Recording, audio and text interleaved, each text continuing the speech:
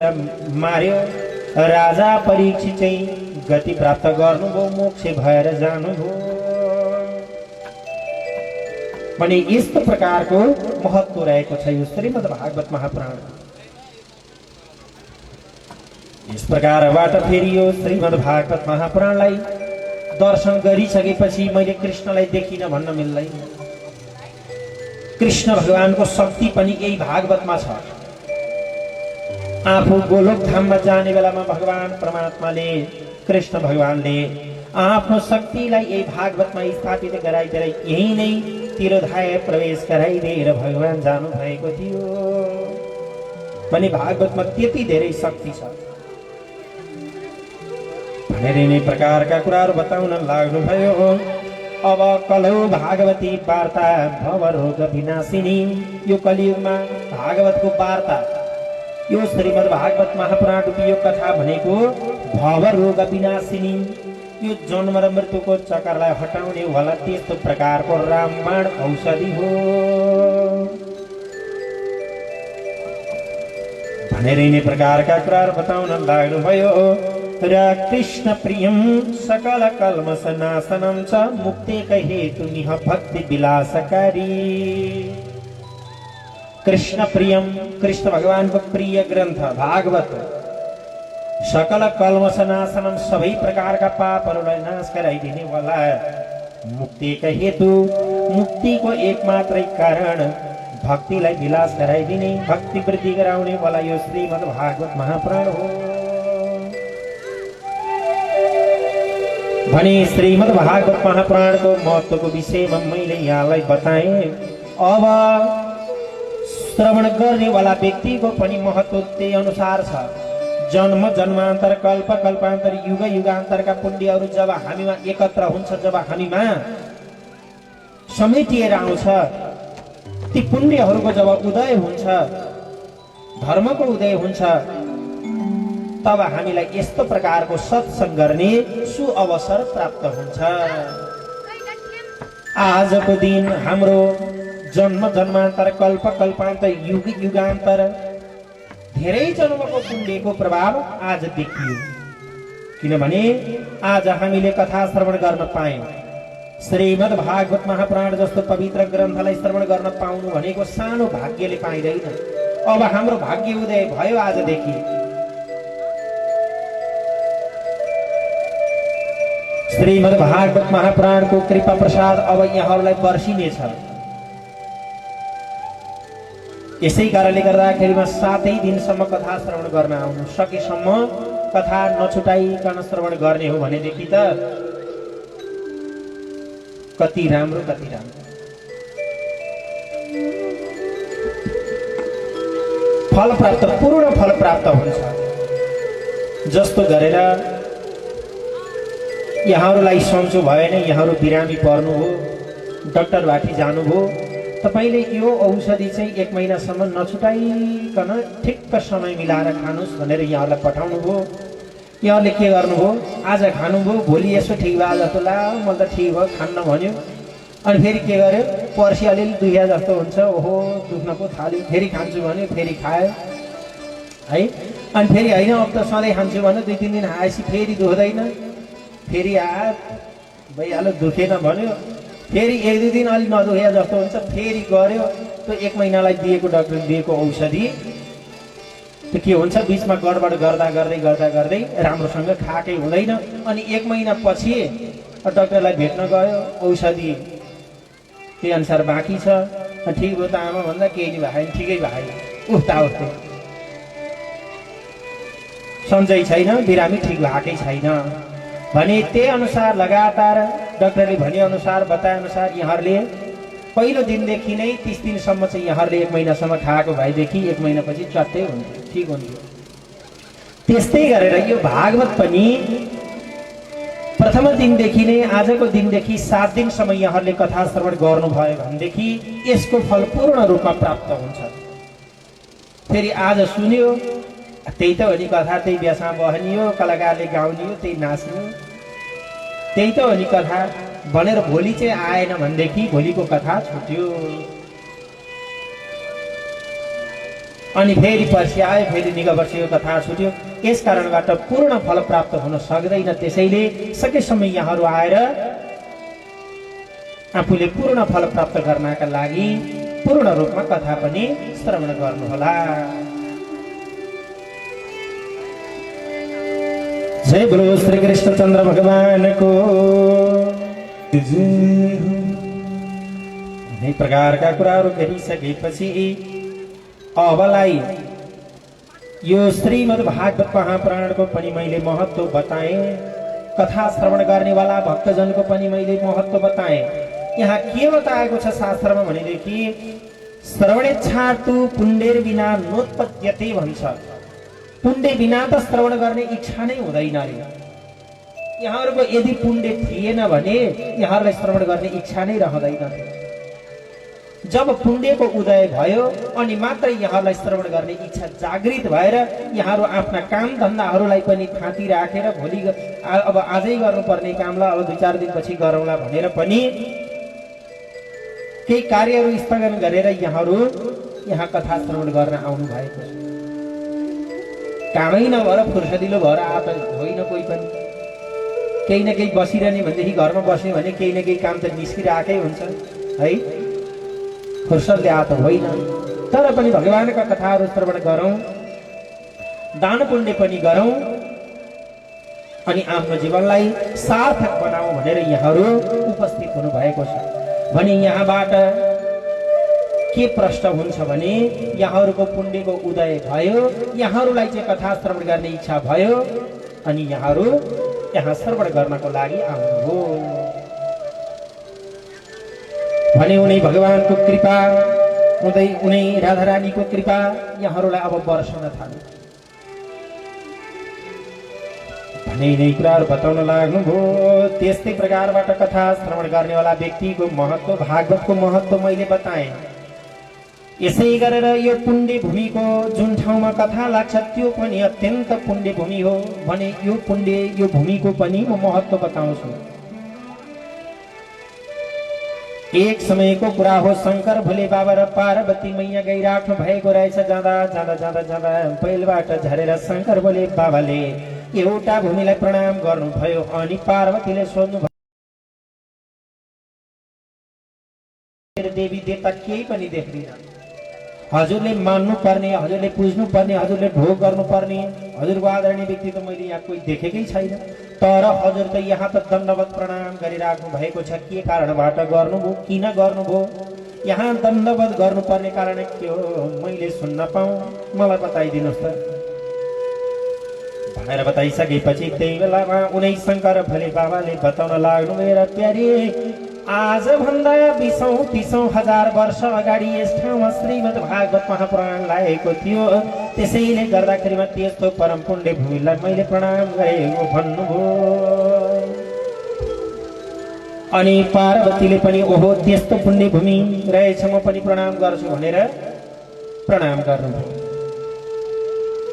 फेरि अगाडि बढ्दै बढ्दै बढ्दै जाँदाखेरिमा अलि अगाडि गइसकेपछि शंकर भोले बाबा बैलबाट झरेर पहिला पूर्ववत पहिला जस्तो प्रकारबाट प्रणाम गर्नु भएको थियो त्यस्तै प्रकारले प्रणाम गर्नु। अनि पार्वतीले फेरि सोध्नुभयो, प्रभु मैले एउटा कुरा बुझ्न सकिनँ, अघि त हजुरले 10औं 20औं 50औं हजार वर्ष अगाडि यस ठाउँमा श्रीमद् भागवत महापुराण लागेको थियो, त्यसैले गर्दा मैले प्रणाम गरेको भन्नुभयो, अहिले चाहिँ किन प्रणाम गर्नुभयो भनेर सोद्धा, हेर प्यारी अब आज भन्दा 50औं हजार 100औं हजार वर्ष पश्चात पनि यस ठाउँमा श्रीमद् भागवत महापुराण लाग्नेछ। त्यसैले गर्दा त्यस्तो लाग्ने भूमि पनि पवित्र हुने भएको कारणले गर्दा त्यो भूमिलाई मैले प्रणाम गरेको भनेर बताउनु हो।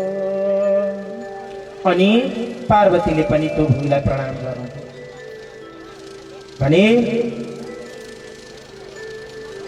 हामी यस्तो परम पुण्य भूमिमा बसेर कथा श्रवण गर्न पाएका छौँ, जुन ठाउँमा साक्षात शिव र पार्वतीले दर्शन दिनु भएको थियो त्यही भूमिमा आएर हामी कथा श्रवण गर्नको लागिमा बसेका छौँ। र हाम्रै साथमा कुनै शिवालय मन्दिर पनि छ, कुनै शिव भगवानको मन्दिर पनि छ भने त्यस्तो मन्दिरको प्राङ्गणमा त्यही मन्दिरको सर्वाङ्गीण विकासका लागि लगाइएको यस श्रीमद् भागवत महापुराणमा हामी उपस्थित भएर कथा श्रवण गरिराखेका छौँ भने हामी कति धन्य छौँ त। जुन ठाउँमा शिव र पार्वतीले दर्शन गर्नुभयो, प्रणाम गर्नुभयो, त्यही भूमिमा बसेर हामी कथा श्रवण गरिराखेका छौँ भनेर यिनै प्रकारका कुराहरू बताउन लाग्नुभयो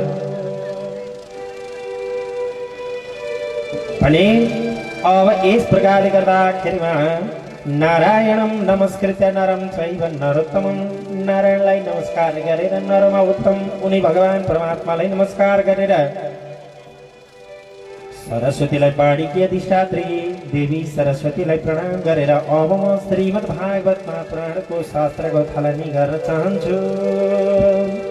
जय बोलो श्रीमद् भागवत महापुराणको जय जय।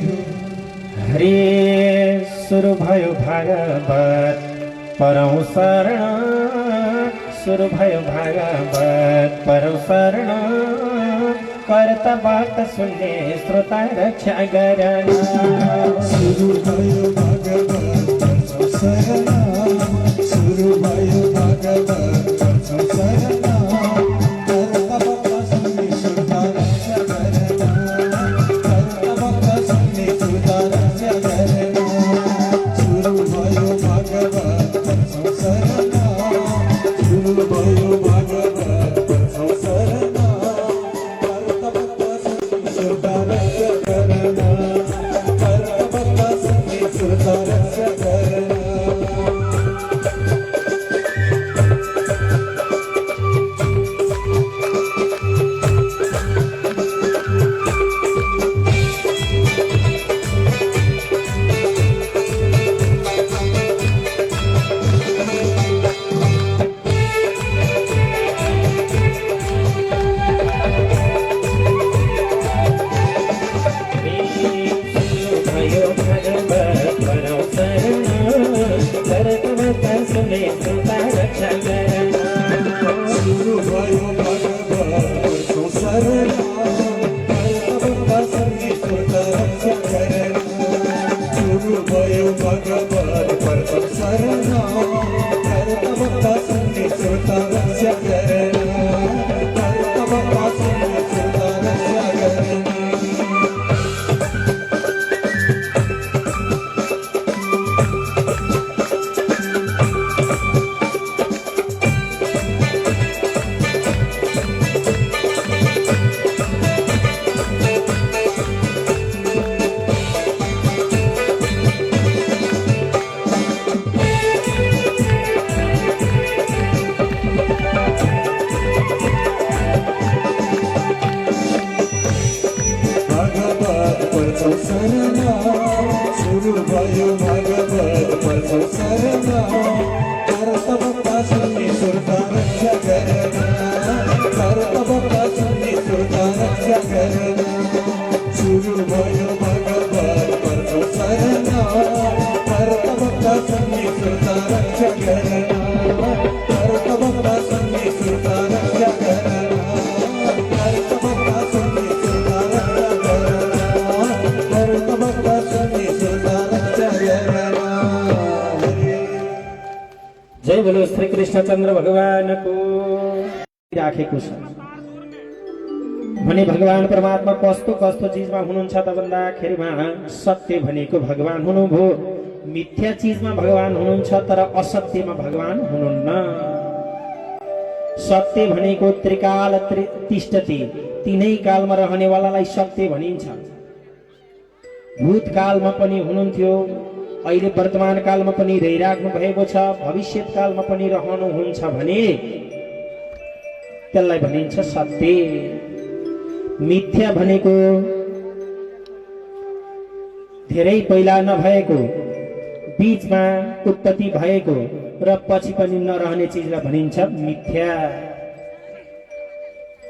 त्यस्तै गरेर असत्य भनेको चाहिँ त्यो कहिल्यै पनि नभएको चीजलाई असत्य भनिन्छ। जस्तो गरेर भगवान परमात्मा ढुङ्गामा हुनुहुन्छ, माटोमा हुनुहुन्छ, जलमा, थलमा, रुख बिरुवा हरेक चिजमा भगवान हुनुहुन्छ। तर यो जल, रुख बिरुवा, ढुङ्गा, माटो के हो? यो मिथ्या हो। यो पृथ्वी के हो? मिथ्या हो। हामीमा भगवानको वास छ, तर हाम्रो यो शरीर हामी के हो? मिथ्या हो। यो शरीर झुटो हो, मिथ्या हो। आजभन्दा 50, 60, 100 वर्ष अगाडि यो शरीर थिएन, जन्मियो बीचमा। फेरि आजभन्दा 100 वर्ष पछाडि पनि हाम्रो यो शरीर रहँदैन। अनि हाम्रो शरीर के हो त? मिथ्या भयो। मिथ्या चिजमा पनि भगवान रहनु भएको छ। तर भगवान परमात्मा असत्य चिजमा रहनुहुन्न। असत्य भनेको खम पुष्प, खम भनेको आकाश, आकाशको फूल भन्छ। आकाशको फूलै हुँदैन। त्यही भएर जुन चिज छैन त्यो चिजमा भगवान हुनुहुन्न। अनि खराएको सिङमा भगवान हुनुहुन्न भन्छ, किनभने खराएको सिङै हुँदैन। जुन चिज छँदै छैन, असत्य हो, त्यसमा भगवान हुनुहुन्न। जुन चिज छ त्यसमा भगवान पनि हुनुहुन्छ।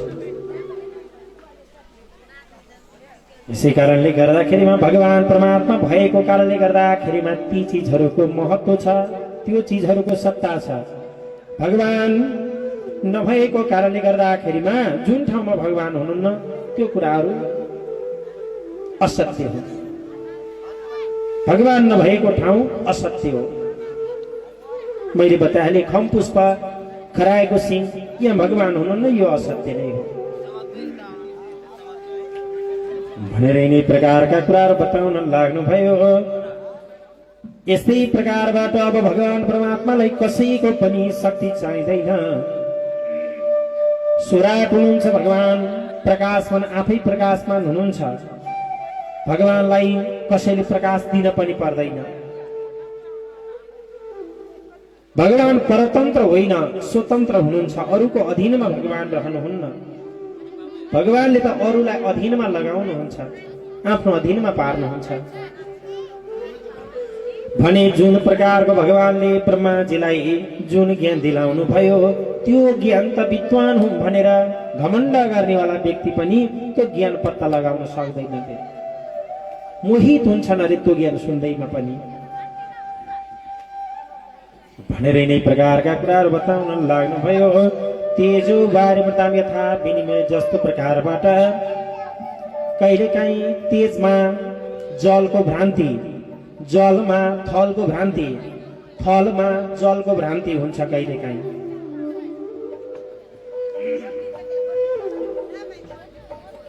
भने जस्तो प्रकारबाट तेजमा जलको भ्रान्ति कसरी हुन्छ?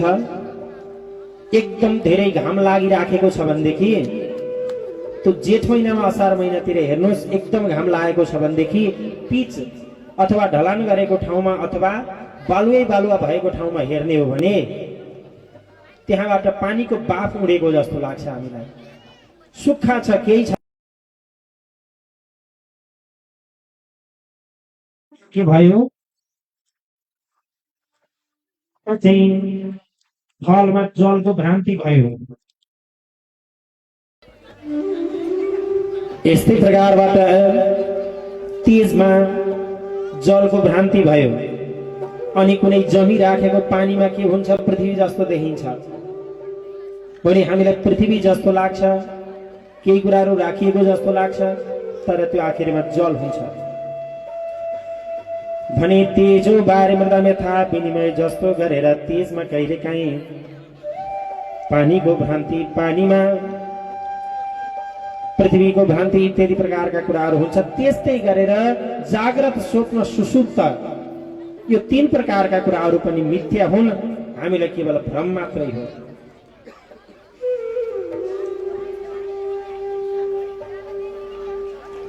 हेर्दाखेरिमा अमृषा सत्य जस्तो लाग्छ, तर मृषा यो के हो? झुटो हो। त्रिसर्ग, 3 प्रकारका सर्गहरू जस्तो गरेर जाग्रत, स्वप्न, सुषुप्ति। जाग्रत भनेको जागेको अवस्था, ननिदाएको अवस्था।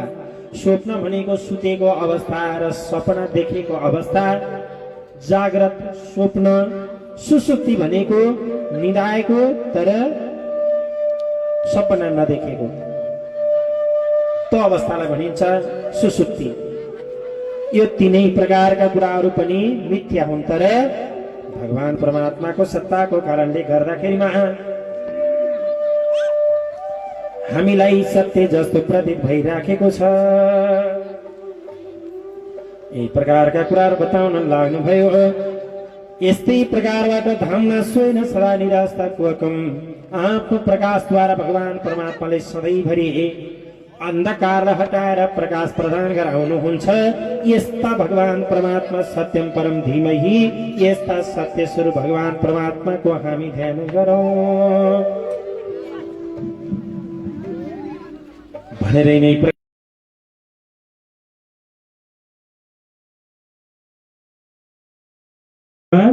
भन्दा सत्य चिजको ध्यान गर्नु पर्दछ। सत्य चिजको ध्यान भनेको भगवानको ध्यान। राम नाम भनिन्छ नि, राम नाम सत्य हो भनेर भनिन्छ नि। केवल भगवानको नाम सत्य छ भने यस प्रकारबाट सत्य चिजको ध्यान गर्नु पर्दछ, सत्य वचन बोल्नु पर्दछ, सत्य चिजको नै ध्यान गर्नु पर्दछ भनेर यही प्रकारका कुराहरू त्यहाँबाट बताउन लाग्नु। हरे राम हरे, सत्य भन्दा केही छैन ठुलो, केही छैन ठुलो, ए सत्य धर्म कसैले नभुलो, ए कसैले नभुलो। सत्य भन्दा केही छैन ठुलो, केही छैन ठुलो, सत्य धर्म कसैले नभुलो, ए कसैले नभुलो। सत्य भन्दा केही छैन ठुलो, केही छैन ठुलो, सत्य धर्म कसैले नभुलो, कसैले नभुलो। सत्य भन्दा केही छैन ठुलो, केही छैन ठुलो, सत्य धर्म कसैले नभुलो, कसैले नभुलो।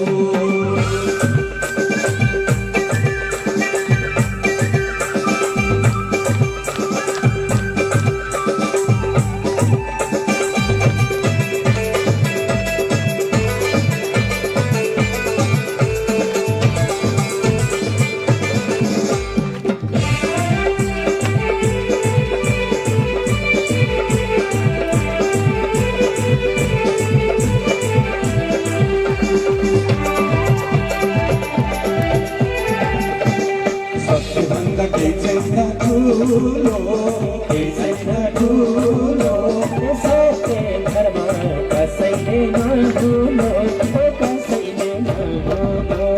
सत्य भन्दा केही छैन ठुलो, केही छैन ठुलो, सत्य धर्म कसैले नभुलो, कसैले नभुलो।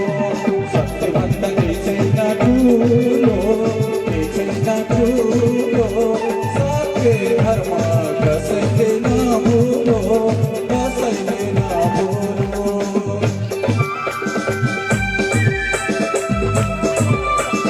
उठेर नाचौँ न भक्तजनहरू, खै त।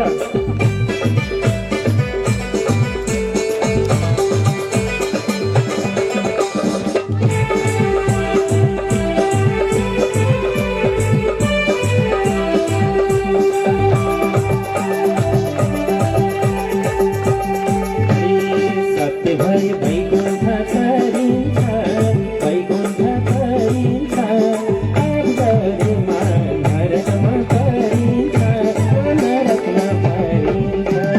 सत्य भई वैकुण्ठ तरिन्छ, वैकुण्ठ तरिन्छ, आगरमा नरकमा परिन्छ, नरकमा परिन्छ। सत्य भई वैकुण्ठ तरिन्छ, पाप गरेर नरकमा परिन्छ, नरकमा परिन्छ। सत्य भई वैकुण्ठ तरिन्छ, वैकुण्ठ तरिन्छ, पाप गरेर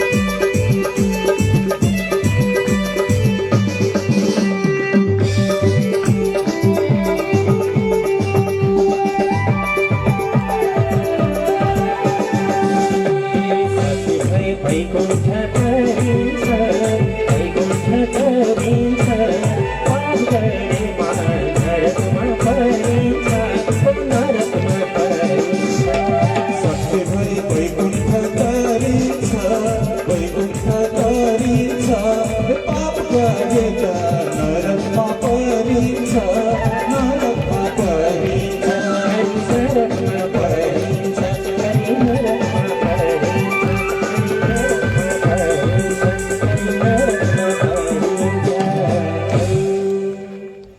जय बोलो श्रीमद् भागवत महापुराण को श्री कृष्णचंद्र भगवान को उमा महेश्वर भगवान को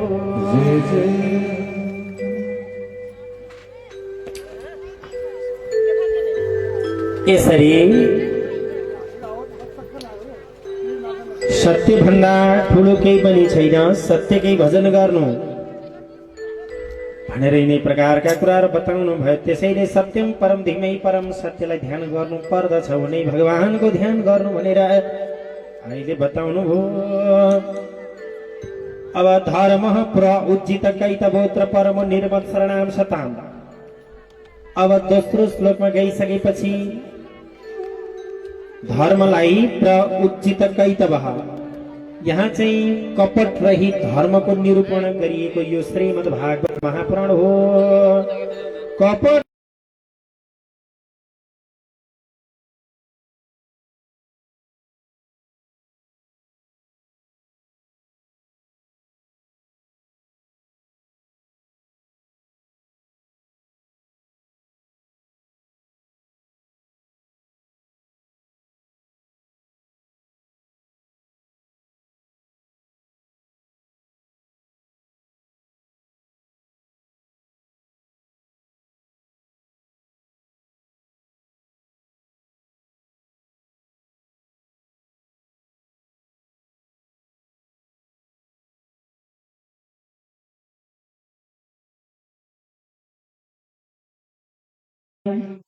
अनुरोध गर्नु यति गरिदिनु भयो भनेदेखि भगवान म सपरिवार हजुरको मन्दिरमा दर्शन गर्न आउँछु।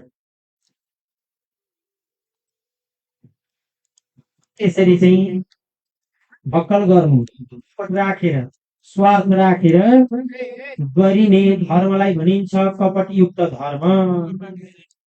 अनि कुनै पनि स्वार्थ नराखिकन केवल भगवानको दर्शनको इच्छाले जानुलाई चाहिँ कपट रहित धर्म भनिन्छ। यहाँ श्रीमद् भागवत महापुराणमा कपट रहित धर्मको निरूपण गरिएको छ भने त्यो पनि परम धर्मको निरूपण गरिएको। निर्मत शरणाम सताम फेरि मत्सर रहित व्यक्तिले कथा श्रवण गर्नुपर्ने र मत्सर रहित व्यक्ति नै यो कथाको अधिकारी रहनेछ भन्ने कुरा पनि जानकारी गराउँ। मत्सर भने के हो?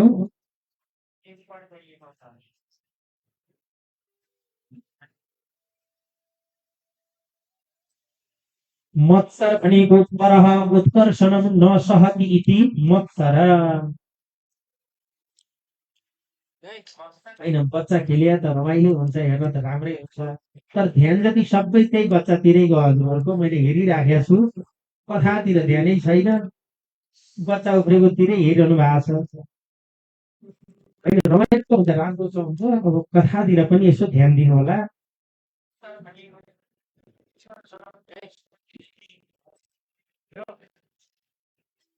भने मत्सर रहित व्यक्तिको निरूपण गरिएको। मत्सर परः उत्कर्षणं न सहति इति मत्सर। अरूको राम्रो भएको अरूको प्रगति भएको अरूको उन्नति भएको अरू हाँसेको देख्न नचाहने वाला व्यक्तिलाई यो कथा श्रवण गर्नेको लागि अधिकार दिएको छ। जसले अरू हाँसेको हेर्न चाहन्छ जो अरू खुसी हुँदाखेरिमा आफू खुसी हुन्छ जो अरू दुखी हुँदा आफू पनि दुखी हुन्छ अरूको प्रगतिमा ईर्ष्या गर्दैन डाहा गर्दैन रिस गर्दैन यस्ता प्रकारका व्यक्तिहरूलाई कथा श्रवण गर्नको लागि अधिकार दिएको छ। अनि त्यस्ता प्रकारका व्यक्तिहरूले यो कथा श्रवण गर्नु पर्दछ र त्यस्तै त्यस्तै व्यक्तिहरू आउनु भएको छ जो निर्मत्सर हुनुहुन्छ, जसमा मत्सर भन्ने चिज छैन, जसमा रिस भन्ने चिज, राग भन्ने चिज, डाहा भन्ने चिज छैन। त्यस्तै त्यस्तै भक्तहरूलाई छानी छानी भगवानले पनि कथा श्रवण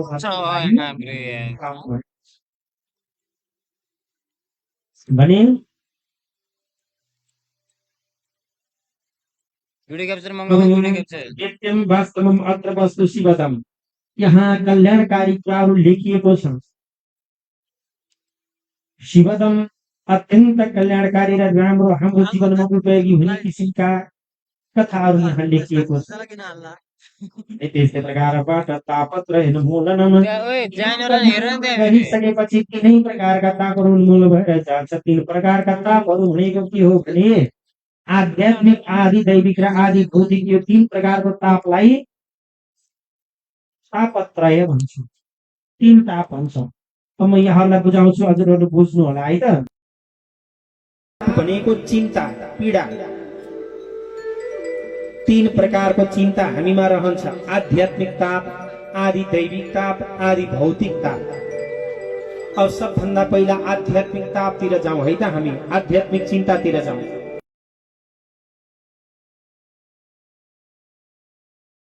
प्रकारको चिन्ता हुन्छ। शारीरिक चिन्ता भनेको शरीर बिरामी भयो, हुन त चिन्ता मस्तिष्कले नै गर्ने हो, मानसिक रूपमा नै हुने हो चिन्ता। तर शरीर बिरामी भयो, शरीरमा पीडा भयो, शरीरमा विभिन्न प्रकारका रोगहरू प्रवेश गर्यो, यो शारीरिक चिन्ता भयो। अनि गरेका कामहरू परिपूर्ण भएन, आँटेका कामहरू पुगेन, गर्दै गएको कामहरू बीचमै सकियो, मिलेन कुरो, त्यो मानसिक चिन्ता भयो। भने आध्यात्मिक ताप अन्तर्गत, आध्यात्मिक चिन्ता अन्तर्गत पनि दुई प्रकारका तापहरू हुन्छन्। यदि राम्रोसँग यो कथा श्रवण गरेको खण्डमा जीवन जिउने कला सिकाउनुको साथै हाम्रा यो आध्यात्मिक तापलाई पनि यसले निर्मूल पारिदिन्छ। अब बाँकी रह्यो दुईटा ताप, आदि दैविक ताप र आदि भौतिक ताप। आदि दैविक ताप भनेको दैवबाट प्राप्त हुने ताप, जस्तो गरेर बाढी आउनु, पहिरो आउनु, भूकम्प जानु, यो के भयो? दैवबाट प्राप्त भएको ताप, चिन्ता भयो।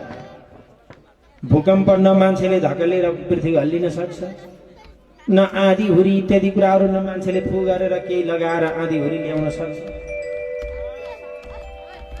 हुन त अहिले कृत्रिम प्रविधिबाट आँधी हुरी चलाउने, पानी वर्षाउने प्रक्रिया पनि भइराखेको छ,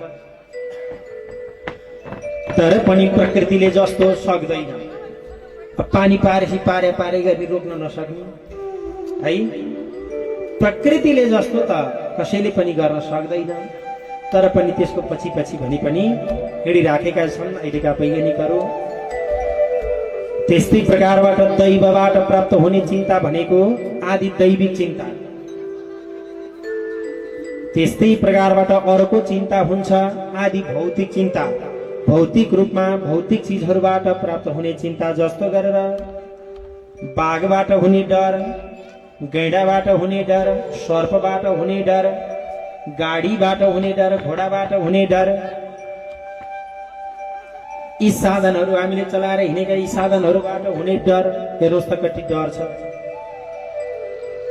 कति चिन्ता छ।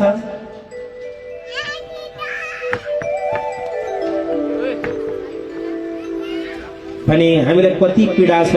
हिजो भर्खर यही समाचार देखेको थिएँ मैले, कता घोराईबाट तुलसीपुर आउँदै गर्दाखेरिमा बाइक सेकेदा ठोकियो, दुर्घटना भयो। यो के हो त भन्दाखेरिमा त्यसले सुविधा पनि दिएको छ, तर त्योबाट हामीलाई चिन्ता पनि प्राप्त हुन्छ। मानिसले नै बम बनाए, गोली बनाए, बारुद बनाए, तोप बनाए, इत्यादि कुराहरू बनाए, त्यही कुराबाट हामीलाई डर छ, त्यहीबाट नै हाम्रो विनाश छ। अहिले विश्वले चाहेको खण्डमा विश्वलाई खरानी बनाइदिने शक्ति अहिले यो विश्वमा रहेको छ। भने यस्ता प्रकारका चिजहरूबाट हामीलाई कति डर छ त। हेर्नुहोस्, जापानमा हिरोसिमा र नागासाकीमा पहिला बम खसाल्दाखेरिमा त्यस्तो भूभाग सबै जलेर नष्ट भएको थियो, खरानी भएको थियो। कति मानिसहरू विक्षिप्त, कति मानिसहरू जलेर मरेका थिए। भने त्यो चाहिँ चिन्ता, त्यो पीडा के हो त भन्दा आदि भौतिक चिन्ता हो, आदि भौतिक पीडा हो। भने एक अर्काको प्रतिस्पर्धाले, अहंकारको कारणले गर्दाखेरि त्यस्ता प्रकारका घटनाहरू हुन्छ। तँभन्दा म के कम, मलाई तैँले सक्दैन, तँलाई हेरिरहन, यस्तो गरेर छोडिदिन्छु। यो द्वेष भाव दिने, यस्तो प्रकारको भावनाको कारणले गर्दाखेरिमा यस्ता प्रकारका कार्यहरू हुन्छ। यसै कारणले गर्दाखेरिमा कथा श्रवण गरेको खण्डमा यो श्रीमद् भागवत महापुराणको श्रवणले नै यो तीनै प्रकारका चिन्तालाई दूर गराएर छोडिदिन्छ। किन त भन्दा अहंकारलाई नष्ट गराइदिन्छ कथा श्रवणले, घमण्डलाई नष्ट गराइदिन्छ। जुनसुकै प्रकारको घमण्डलाई पनि यो शास्त्रले नष्ट गराइदिन सक्छ। किनभने जन्मिएको एक्लै हो, मरेर जाँदा पनि एक्लै जाने हो। जन्मिँदा पनि खाली हात, मरेर जाँदाखेरिमा पनि खाली हात। जति कमाए पनि जे गरे तापनि सँगै साथमा लाने केही होइन। जति रिस गरे पनि, जति घमण्ड गरे तापनि, जति अरूसँग द्वेष गरे तापनि, जति अरूलाई ठगेर कमाए तापनि आखिर छोडेरै जानुपर्छ भन्ने प्रकारको ज्ञान शास्त्रले गराउँछ। यसै कारणले गर्दाखेरिमा के भनिन्छ भने आमाको गर्भमा हुँदाखेरिमा जस्तो ज्ञान, बिरामी हुँदाखेरिमा सङ्कट पर्दा जस्तो ज्ञान, मलामी जाँदाखेरिमा जस्तो ज्ञान बुद्धि र कथा श्रवण गर्दाखेरिमा जस्तो ज्ञान सधैँभरि रहने हो भनेदेखि को न मुच्येत बन्धनात्, यो बन्धनबाट को मुक्त हुँदैनथ्यो होला र, सबै मुक्त भएर जान्थ्यो। कथा सुन्दाखेरिमा पनि ओहो पाप गर्नु हुँदो रहेछ, धर्म गर्नु पर्दो रहेछ, झगडा गर्नु हुँदो रहेछ, ईर्ष्या गर्नु हुँदो रहेछ, लोभ गर्नु हुँदो रहेछ। आखिर मरेर जाँदा लाने केही होइन रहेछ, किन झगडा गर्ने तँसँग, इत्यादि प्रकारका कुराहरूको ज्ञान गराउँछ। अनि कसैसँग पनि किन हेर तँसँग मैले बेकार हिजो झगडा गरेँ, मुहे लागे, यस्तो भने उस्तो भने किन गरे होला जस्तो लाग्छ।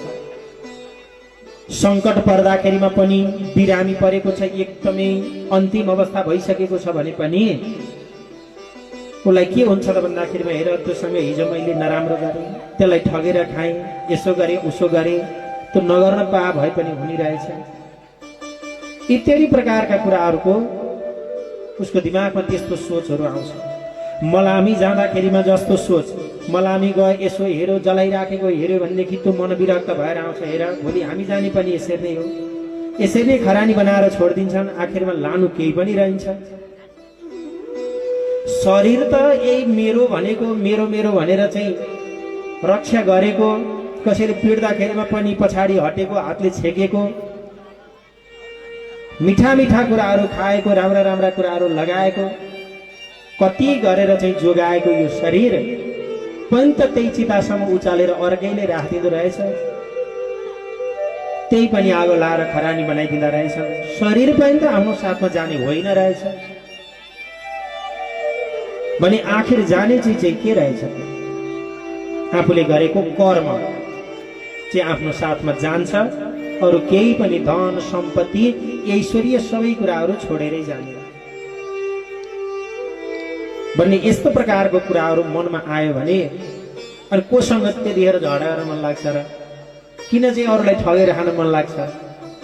अनि जब घर फर्कियो ती कुराहरू बिर्सियो। जब पुराण सुनिसकेपछि उठेर घर गयो, पुराणका कुराहरू बिर्सियो। सबै कुराहरू बिर्सिसकेपछि अनि फेरि पहिला जस्तै कसरी कमाउने र कसरी खाने, कसरी चाहिँ छिमेकी भन्दा धनी हुने भन्नेतिर फेरि मन गइहाल्छ। यसै कारणले गर्दाखेरिमा सबभन्दा पहिला सुरुमा चाहिँ मत्सर रहित अरूको रिस र टाहा घमण्ड गर्न चाहिँ छोडिदिनु पर्छ। आत्मिक शान्ति भनेको त्यही हो। अहिले मानिसहरू धेरै विक्षिप्त, धेरै चिन्तामा किन त भन्दा अरूको प्रगति भएर। अर्का छोरो आज भिजा लगाएर भनेपछि त्यो मान्छेलाई, पल्लो घरको मान्छेलाई ज्वरो आयो। किन त भन्दा त्यो वल्लो घरको छोरो छोरी विदेश गए अरे, कमाउन गए अरे। अब धेरै कमाउँछन्, धेरै कमाएर अब तुलसीपुरमा घर बनाउँछन् है, काठमाडौँतिर बनाउलान्, विदेशतिरै घर किन्लान्। अब यिनीहरू विदेशै जाने भए। अब बाउ आमाहरू को छन्, सबलाई त छोराछोरीले लान्छन्। आफ्नो त हुँदा नि भएन, केही नि भएन भन्यो। अनि उसको भविष्य सबै निर्धारण गर्यो, उसको चाहिँ सबै कुराहरू राम्रो बनायो। अनि चिन्तित, अनि पल्लोहरूको मान्छे खानु छैन, खोज्नु छैन, हिजोसम्म ठिकै थियो, राम्रै थियो भने अरूको चिन्ता गर्दा गर्दै आफू बिरामी भएको थाहा नै हुँदैन। अनि के भयो मलाई त के लाग्यो, ल फुक्देऊ न भन्यो, यता गयो उता गयो। यस कारणले गर्दाखेरिमा सबभन्दा पहिला सुरुमा चाहिँ अरूको प्रगति र अरूको उन्नतिलाई मतलबै नगर्दिनु थियो। भए त ठिकै छ, राम्रो हुने, खुसी हुने, खुसी हुन सकिँदैन भने मतलबै नगर्नु। त्यसलाई मैले अहिलेसम्म दिन पर्याप्त पनि थिएन, त्यसले कमाएर मलाई दिने पनि होइन। के हो त जहाँसुकै गए पनि भन्यो, मनलाई बुझायो, चित्त बुझायो, आनन्दसँग बस्ने आफ्नो कार्यलाई निरन्तरता दिनु पर्दछ भने यस प्रकारबाट अब कथा श्रवण गर्नाले तीनै प्रकारका तापहरू पनि जरेदेखि उन्मूल भएर जान्छ भनेर यिनै प्रकारका कुराहरू बताउन लाग्नुभयो भने श्रीमद् भागवते महामुनि कृते। यो श्रीमद् भागवत महापुराणलाई महामुनि कृते, महामुनि वेदव्यासले रचना गर्नु भएको हो। त्यसै कारणले गर्दाखेरिमा किम वा परैर ईश्वर, अरू ईश्वर भज्नलाई हामी किन जाने। सद्योरित्या बरुद्यते कृते शुश्रूषोभिस्तक्षणात्। हामीले कथा श्रवण गर्छु भन्ने बित्तिकै भगवान परमात्मा आएर हाम्रो हृदयमा आएर बस्नुहुन्छ भनेदेखि कथा श्रवण गरिसके पश्चात मात्र भगवान हाम्रो शरीरमा, हाम्रो हृदयमा अवरुद्ध भएर बस्नुहुन्छ, बाहिर निस्कन सक्नुहुन्न। यो कथा श्रवण गर्ने भनेको चाहिँ कोठाभित्र पसेको व्यक्तिलाई बाहिरबाट चुगुल मात्रै होइन, चाबी नै लाएर छोडिदिने जस्तै हो। हामीले कथा श्रवण गर्छु मात्रै भन्यौं भने भगवान हाम्रो हृदयमा आएर बसिसक्नुहुन्छ। कथा श्रवण गरिसकेपछि त चुगुल पनि लाग्छ अनि भगवान बाहिर निस्कन सक्नुहुन्न। जसको हृदयमा भगवान हुनुहुन्छ त्यो व्यक्तिले अधर्म कहिल्यै गर्न सक्दैन, पाप कर्म कहिल्यै गर्न सक्दैन।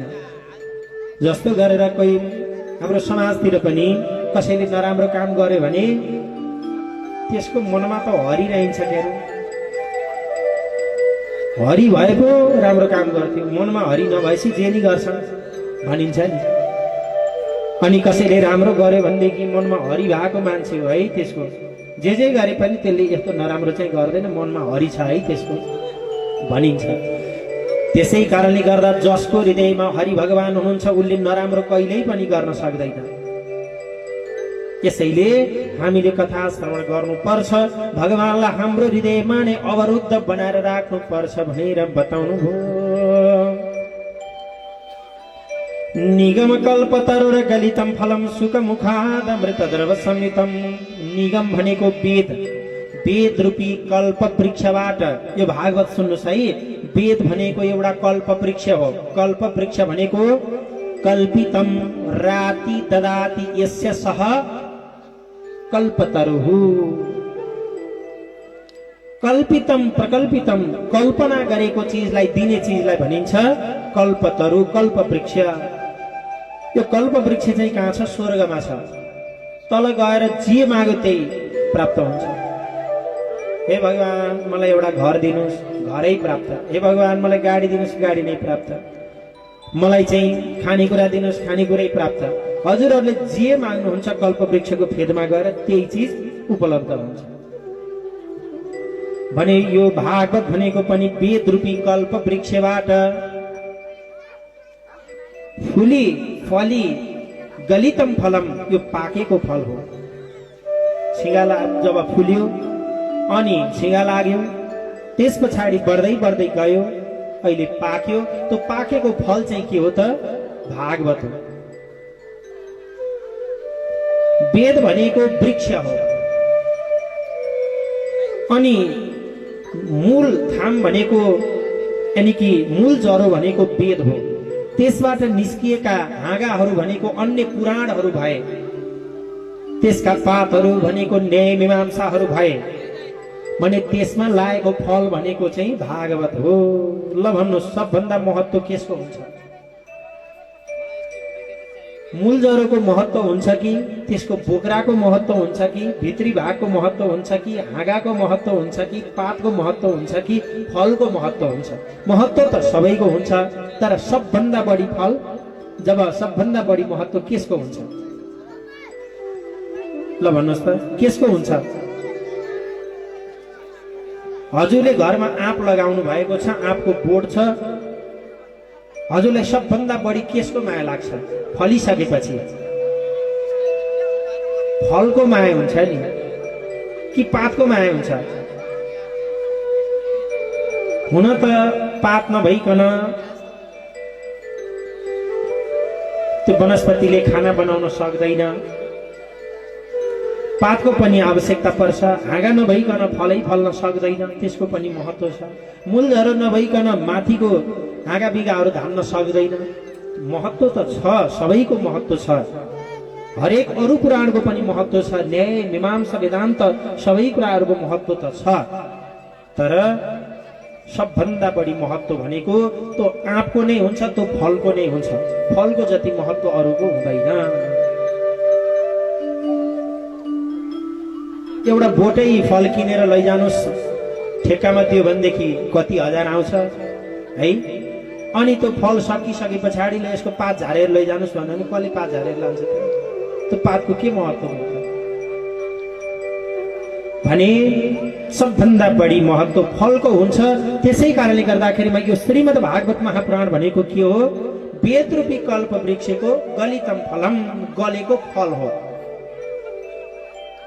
पाकेको फल हो, मिठो फल। भने सुक मुखादद्रमृत द्रव समितम सुकदेव स्वामीको मुखार बिन्दबाट संसारमा सुनिन आएको हो। सबैभन्दा पहिला सुरुमा सुकदेव स्वामीले यो भागवतलाई वाचन गर्नु भएको हो। भने सुक भनेको के हो? सुगा हो। संस्कृतबाट सुक भनेको सुगा। सुगाले चाखेको फल कस्तो हुन्छ? मिठो हुन्छ नि। घरमा अम्बा फलेको हुन्छ, आफूले चाहिँ चारैतिर घुमेर हेर्दा पनि पाके अम्बा देख्न सकिँदैन, तर त्यो चराले चाहिँ आएर, त्यो सुगाले आएर चाहिँ कुन बेला त्यो फलमा चुच्चो गाडिसकेको हुन्छ, जुन फल पाकेको हुन्छ, मिठो हुन्छ। अनि यसो हेर्दै गयो, हेर त आधी खाइसकेर चाहिँ पाकेको फल आधी खाइसकेर चाहिँ आफूले चाहिँ 2-4 दिनदेखि हेर्दाखेरिमा पनि देखिया छ। जब मकै दुधिला लाग्ने बेला भयो तब सुगा आइहाल्छ। जुन जुन मिठा मिठा फलहरू छन् त्यो मिठो फलमा सुगाले आएर चुच्चो गाड्छ, खाइहाल्छ। भने हाम्रो जनसमुदायमा, जनमानसमा सुगाले चाखेको फल मिठो हुन्छ भन्ने अभिप्राय छ, भनाइ छ। त्यस्तै गरेर यहाँ पनि सुकदेव रूपी सुगाले यो श्रीमद् भागवत महापुराणलाई पनि चुच्चो गाड्नु भएको छ। उहाँको मुख यहाँ परेको छ, यानी कि यो कथालाई उहाँले वाचन गर्नु भएको छ भनिसकेपछि पक्का पनि यो श्रीमद् भागवत महापुराण पनि मिठो छ। नमिठोमा सुकदेव स्वामीले हातै हाल्नुहुन्न, नमिठोमा सुगाले चुच्चो गाड्दै गाड्दैन। भने यो श्रीमद् भागवत महापुराण पनि अत्यन्त मिठो छ। त्यसै कारणले गर्दाखेरिमा यो मिठो फललाई पिबत भागवतम, यो भागवतलाई पिउनु होला, बारम्बार पिउनु होला। कसरी पिउने त भागवतलाई भन्दा भगवानले हाम्रो यो कान रूपी 2टा दुना कचौरा दिनुभएको छ नि। हेर्नुहोस् त, कान रूपी 2टा दुना छन् नि हाम्रो यहाँ। यो कान रूपी दुईटा दुनाबाट बारम्बार भगवान परमात्माका अमृत रूपी कथालाई पान गर्ने हो। कानबाट खाने हो त्यो चाहिँ, भगवानको कथा चाहिँ हामीले कानबाट पान गर्ने हो भनेर यी प्रकारका कुराहरू बताउनु भयो। रसमालयम, यो रसै रसको डल्लो फेरि कस्तो छ भने एउटा रसभरी जस्तो छ क्या, त्यसलाई जताबाट चुसे पनि त्यही मिठो। प्रथम स्कन्धबाट कथा सुन्नुहोस् त्यत्तिकै मिठो, 12 स्कन्ध मध्ये पञ्चम स्कन्धबाट कथा सुन्नुहोस् त्यत्तिकै मिठो होइन, 10औं स्कन्धबाट सुन्छु त्यत्तिकै मिठो। यो श्रीमद् भागवतलाई जहाँबाट सुरु गरे पनि मिठो हुन्छ भने हामीले जेरी खाँदा पनि जताबाट खाए पनि मिठो हुन्छ नि, घुमाइ घुमाइ जता जताबाट खाए पनि, रसभरी खाँदा जताबाट खाए पनि मिठै हुन्छ, त्यही स्वाद आउँछ भने यो भागवत भनेको पनि रसै रसको डल्लो हो। यसलाई जताबाट खाए तापनि मिठै हुन्छ, नमिठो हुँदैन। यसै कारणले गर्दाखेरिमा जहिलेसम्म हाम्रो अन्त्य हुँदैन, जहिलेसम्म हामी जीवित रहन्छौँ त्यो बेलासम्म बारम्बार बारम्बार पान गर्नु पर्दछ। हे रसिक जनहरू, हे भावुक जनहरू, रसिक जन र भावुक जनले पान गर्नु भनेर यही प्रकारका कुराहरू बताउनु भयो। नैमिषे निमिष क्षेत्रे ऋषयः शौनकादय सत्रम स्वर्गाय लोकाय सहस्र समवासत। अब एक समयको कुरा हो, नैमिषारण्य नाम गरेको क्षेत्रमा शौनकादि ऋषिहरू कथा श्रवण गर्नका लागि आएर बसिराख्नु भएको रहेछ। त्यही बेलामा हजारौं वर्षमा पुरा हुने यज्ञ गर्नको लागि आउनु भएको यसै गरेर नै मानव यो नैमिषारण्य क्षेत्र भयो, जुन अनिमिष क्षेत्र भन्छ जसलाई, जहाँ निमेष भगवानको चाहिँ के हुन्छ, आँखा झिम्कदैन, त्यो ठाउँलाई भनिन्छ अनिमेष। निमेष भनेको आँखा झिम्कने समयलाई निमेष भनिन्छ। एक निमेष पनि भएन भनिन्छ नि, भनेको मतलब आँखा झिम्कँदाखेरिमा जति समय हुन्छ त्यो एक निमेष हो, एकपटक झिम्क्याउँदाखेरिको समय भने। अनिमिष क्षेत्री भनेको जुन ठाउँमा गइसकेपछि उनी भगवान परमात्माको चाहिँ जब जुन ठाउँमा प्राप्त भइसकेपछि आँखा झिम्कँदैन, यानी कि विष्णु भगवानको क्षेत्र, विष्णु भगवानको आँखा कहिल्यै झिम्कँदैन। त्यो अनिमिष क्षेत्रमा शौनकादि ऋषिहरूले हजारौं वर्षमा पुरा हुने यज्ञ गरिराखेका रहेछन्। यसै गरेर हामीले चाहिँ 7 दिनमा पुरा हुने यज्ञ गरिराखेका छौँ, उनीहरूले चाहिँ हजारौं वर्षमा पुरा हुने यज्ञ गरिराखेका रहेछन्। त्यसै बेलामा त्यहाँबाट उनीहरूले आफ्ना सम्पूर्ण प्रकारका बिहानी सत्रका स्नान सन्ध्याका सारा कार्यहरू सकेर हवनादि सारा कार्यहरूलाई समाप्त गरेर बसिरहेको बेलामा त्यही बेलाका बीचमा सुतजी अहिले त्यहाँबाट आउनुभयो। सुत भनेको पौराणिक कथा भन्ने, कथा अभ्यास कथा भन्ने गुरु आउनुभयो। अनि त्यही बेलामा सारा सम्पूर्णले उठेर स्वागत गरेर सत्कार गरेर उच्च आसनमा राखेर शौनकादि ऋषिहरूले सुतजीका प्रतिमा प्रश्न गर्न लागे। यसरी नै आसनमा बसालेछन्। अनि तल शौनकादि ऋषिहरू बसे। शौनक भनेको सबभन्दा जेठो कुलवृद्ध वयोवृद्ध। अनि आदि ऋषिहरू शौनक आदि ऋषि भनिन्छ नि। शौनक आदि ऋषि भनेको के हो भने शौनक आदि ऋषिहरू, शौनक अनि अरू 88,000 ऋषिहरू थिए। ती शौनक आदि ऋषिहरू मध्येमा अरू ऋषिहरू मध्येमा शौनकजीलाई नै तपाईले प्रश्न गर्नुस्, तपाईले चाहिँ गुरुलाई सोध्नुस् भनेर यिनै प्रकारका कुराहरू बताइसकेपछि अहिले शौनकजीले प्रश्न गर्ने। त्यस प्रकारबाट सुतजीले उत्तर दिने क्रम चल्दै गयो।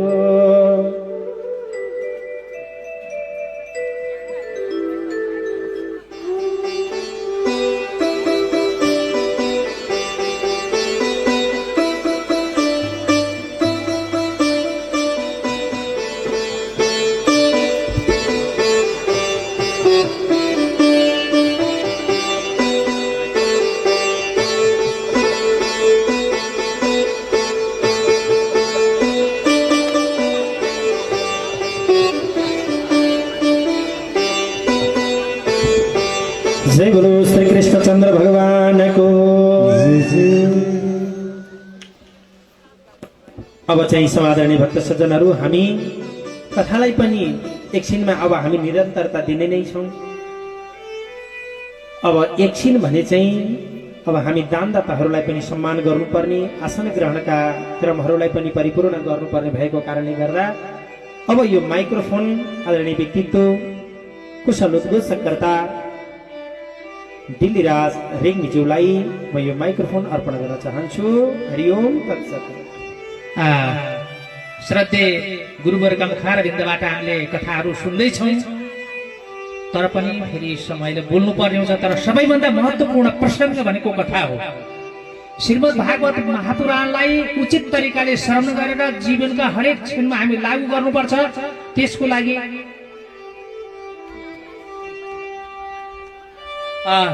लागि हामी त्यही प्रकारले बस्नुपर्ने हुन्छ। आफ्नो बसाइ व्यवस्था, आफ्नो चाहिँ नेत्रको अवस्था कसरी, कहाँ हामीले आँखा कहाँ लाग्नुपर्छ। वृद्धिबाट भनिबक्सियो हामी सानो बच्चामा लाग्यौँ। बच्चालाई त खालि नलडोस् भन्ने मात्रै हेर्ने हो, नलडोस्, नत्र भने त्यो आँखालाई व्यासाचार्यतिर लगाउनु पर्ने हुन्छ। र कानलाई यसरी लगाउनु पर्छ कि बिना बजाउँदाखेरि जसरी सर्प लट्ठिएर दुलोबाट बाहिर निस्किन्छ, नाच्न खोज्छ, त्यसै गरी हाम्रा कानहरूलाई गुरुजीको जुन मुखारविन्दबाट श्रीमद् भागवतका रसहरू चुन्छन् त्यता लगाउनु पर्छ। मैले हजुरलाई यो सजगताको लागि भनेको हुँ। नत्र भने त के केटाटी आयो बुलेली खेला भने त कहाँ गयो त्यो कुरान सुन्न, के सुन्यौ? ए सानो भन्दै त के सुन्यो, मैले त केही थाहा पाइनँ। छोरीलाई भन्नुपर्ने अवस्था नै राम्रो हुँदैन। त्यसर्थ हजुरलाई हामी यही भन्न चाहन्छौँ, यो 7 दिनसम्म सुनेको जुन श्रीमद् भागवत कथा छ यसले हजुरको जीवनमा परिवर्तन ल्याउनै पर्छ, होइन भने कथा सुनेको कुनै अर्थ रहँदैन। त्यसर्थ हजुरलाई हामी यो जानकारी फेरि बार बार दिलाउँछौँ कि मनलाई केन्द्रित गरेर गुरुजीका मुखारबाट निस्केका जुन बानीहरू छन् ती बानीहरूलाई श्रवण गरौँ र जीवनमा व्यवहारमा उतार्न कोसिस गरौँ। अब हामी बेर कति पनि नगरेर समय एकदम घर्किसकेको छ। श्रद्धेय गुरुदेवले हामीलाई यो समय दिनुभएको छ, यसलाई जतिसक्यो हामीले सदुपयोग गर्नुपर्ने हुन्छ। हामीले केही व्यक्तित्वहरूलाई फेरि हामी आसन ग्रहण गराउनुपर्ने छ।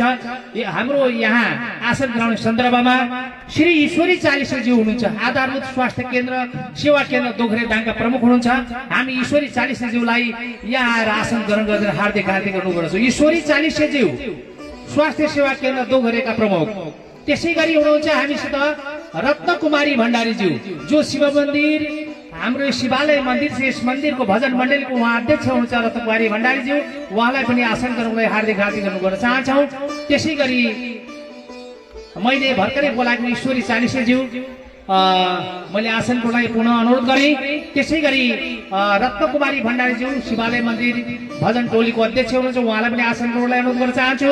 त्यसै गरी यही शिवालय मन्दिरको भजन टोलीका उपाध्यक्ष हुन्छ श्रद्धेय गङ्गाधर कडेलज्यू, उहाँलाई पनि आसन गर्नको लागि विनम्र अनुरोध गर्न चाहन्छौँ। त्यसै गरी उक्त भजन टोलीकै सचिव हुनुहुन्छ मानप्रसाद कडेलज्यू, उहाँलाई पनि अतिथिको आसन गर्नको लागि विनम्र अनुरोध गर्न चाहन्छौँ।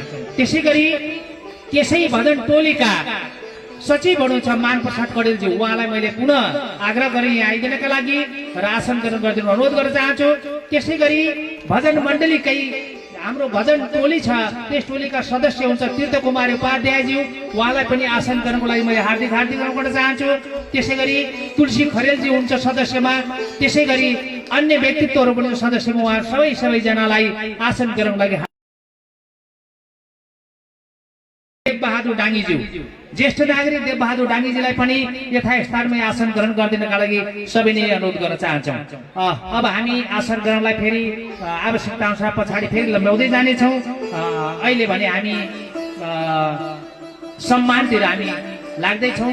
सम्मानको लागि हामी सर्वप्रथम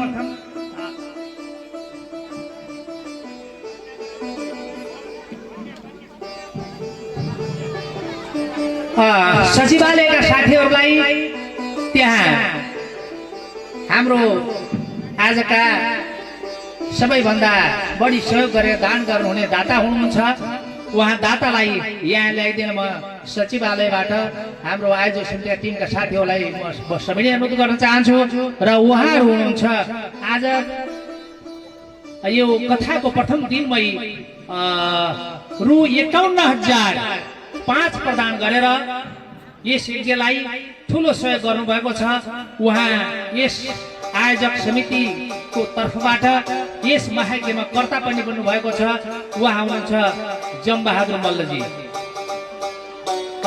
यसै गरी यहाँ जमबहादुर मल्लजीको बाजेको नाम रहेको छ स्वर्गीय खम्बु मल्ल, बजेको नाम रहेको छ स्वर्गीय मङ्गला देवी मल्ल, बुवाको नाम रहेको छ डिल बहादुर मल्ल, आमा हुनुहुन्छ रता देवी मल्ल। अनि कर्ता हुनुहुन्छ हाम्रो आजको यो प्रमुख यस कार्यक्रमको कर्ता बन्नुभएको छ जमबहादुर मल्लजी र उहाँकी श्रीमती पार्वती मल्लजी हुनुहुन्छ, छोरा युवराज मल्ल र छोरी जमुना मल्ल। उहाँहरू सबैको घर परिवारको तर्फबाट यस यज्ञको सहयोगार्थ रु 51,005 प्राप्त भएको छ। दाताहरूलाई ताली पिटेर सम्मान गर्नुहोस्। पुनः हामी भित्र आएमा उहाँहरूलाई सम्मान गर्नेछौँ र दाताहरूलाई यथोचित सम्मानका साथ भित्र ल्याइदिन हामी हार्दिक अनुरोध गर्न चाहन्छौँ र पञ्चे बाजा बजाइदिन साथीहरूलाई अनुरोध गर्न चाहन्छु।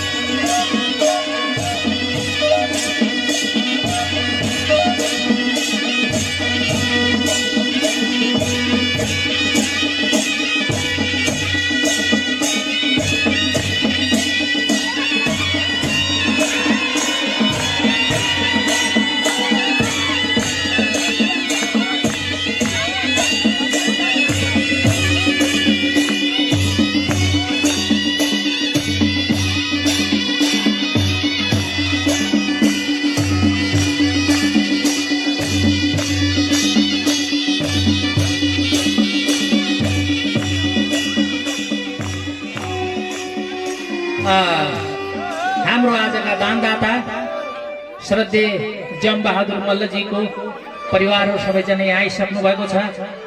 हामी उहाँलाई सम्मान गर्न गइराखेका छौँ।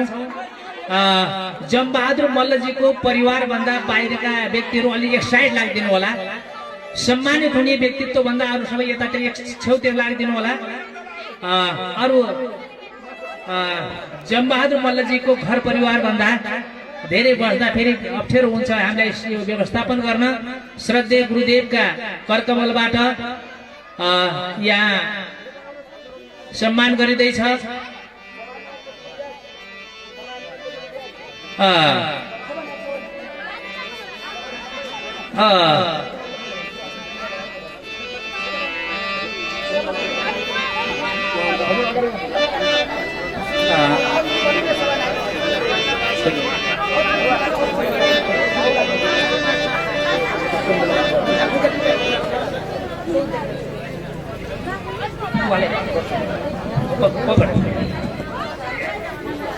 यो कुर्सी तान्नु त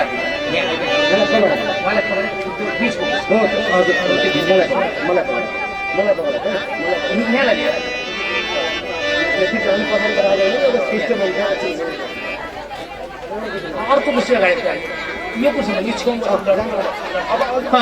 अब हामी सम्मानतिर गइराखेका छौँ र श्रद्धेय जमबहादुर मल्लजी आज यस कार्यक्रमको प्रथम सभानायक, यो कार्यक्रमकै प्रथम सभानायक पनि बन्नु भएको छ। उहाँलाई हामी यस आयोजक समितिको तर्फबाट धेरै धेरै धन्यवाद दिन चाहन्छौँ उहाँहरू दम्पतिजीलाई नै। अब हामी उहाँलाई यो सम्मान पत्रद्वारा सम्मान गर्न गइराखेका छौँ। सम्मान गरिदिन हुनका लागि यस महायज्ञका श्रद्धेय युवा पण्डित श्री ईश्वर रेग्मीज्यूलाई हामी सबैले अनुरोध गर्न चाहन्छौँ। यो सम्मान पत्रमा लेखिएको छ, म यो सुरुमा पहिलो सम्मान पत्र भएको पुरै पढ्दैछु। श्री गणेशाय नमः, मङ्गलवान भगवान विष्णु, मङ्गलम गरुडध्वज, मङ्गलम पुण्डरीकाक्ष, मङ्गलाय तनोहरि। शिवालय मन्दिरको आयोजनामा योग भवन निर्माण तथा शिवालय मन्दिरको सर्वाङ्गीण विकासका लागि श्रीमद् भागवत सप्ताह ज्ञान विज्ञान महायज्ञ धन धान्याचल पितृमोक्ष तथा शालग्राम पूजा अर्चना 2082। तुलसीपुरको महानगरपालिका 9 बेलुवा शिवालय मन्दिर दान मिति 2082 माघ 26 देखि फाल्गुन 4 गतेसम्म।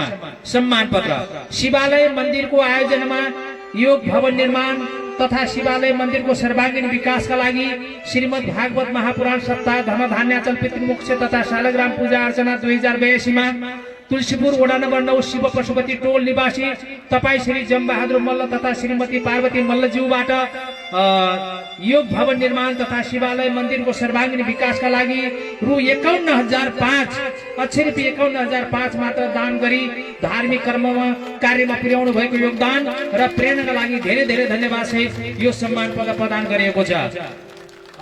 पण्डित ईश्वर रेग्मी प्रमुख कथावाचक ज्यूको साइन रहेको छ यहाँ। त्यसैगरी संयोजक मदन प्रकाश हमालज्यूको साइन रहेको छ। त्यसैगरी मन्दिर व्यवस्थापक अध्यक्ष तिलकजङ मल्लजीको साइन रहेको छ। आजका प्रमुख अतिथि श्री भीमबहादुर ओलीजीको साइन रहेको छ। त्यसैगरी यस कार्यक्रमका सचिव जनक शर्माजीको साइन रहेको छ र सभानायक श्री जमबहादुर मल्लजी आफै हुनुहुन्छ, उहाँले नै यसमा पछाडि साइन गर्नुहुनेछ।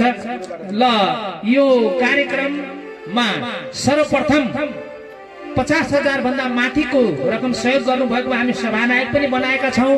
यस आयोजक समितिको निर्णय अनुसार यो सम्मान पत्र श्रद्धेय गुरुदेवका करकमल र आजका प्रमुख अतिथि श्रद्धेय भीमबहादुर ओलीज्यूबाट संयुक्त रूपमा प्रदान गर्दिन हार्दिक अनुरोध गर्न चाहन्छु र धन्यवाद पनि पूर्ण आयोजक समिति दिन चाहन्छु।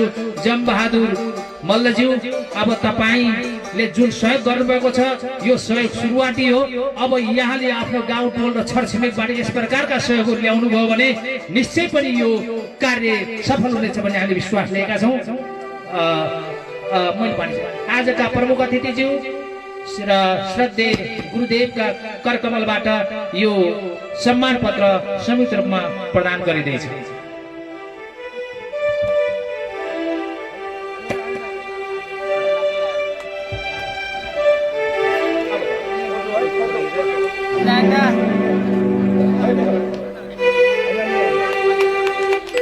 जोरदार तालीले सम्मान गर्नुहोस्, किनभने यो सम्मान लिने पालो हजुर पनि भोलि आउँदैछ।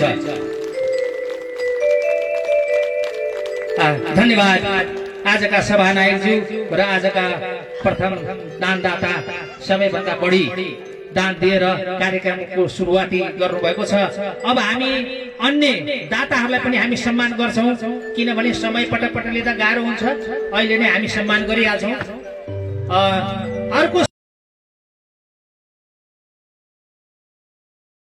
दानदाताको नाम, थर, ठेगाना र उहाँले सहयोग गर्नुभएको राशि मात्र उल्लेख गर्नेछौँ।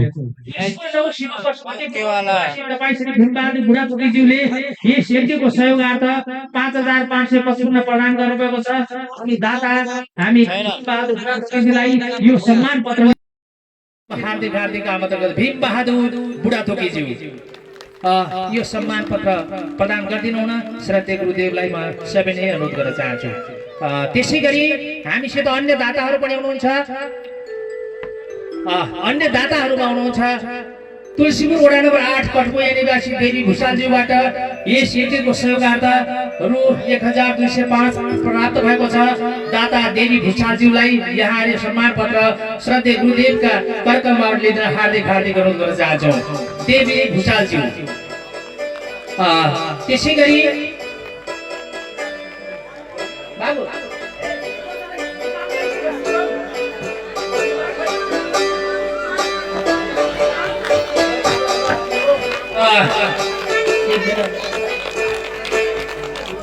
बोलोजी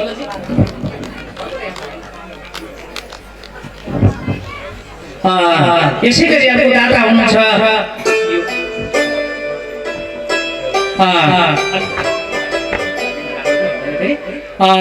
तुलसीपुर वडा नम्बर 9 सल्लिवन निवासी पिपा भुषालज्यूले यस यज्ञको सहयोगार्थ रु 1,505 प्रदान गर्नुभएको छ। दाता पिपा भुषालज्यूलाई म यहाँ आएर सम्मान पत्र लिएर हार्दिक हार्दिक अनुरोध गर्न चाहन्छु। त्यसै गरी हामीसँग अर्को दाताहरूको दाता हुन्छ तुलसीपुर वडा नम्बर 8 डाँडा निवासी डी माया चन्द। हामी डी माया चन्दजीलाई यहाँ आएर यो सम्मान लिएर हामी हार्दिक अनुरोध गर्छौँ। उहाँले यस यज्ञलाई सहयोग गर्नुभएको धनराशि रहेको छ 1,105। श्रद्धेय डी माया चन्दजीलाई यहाँ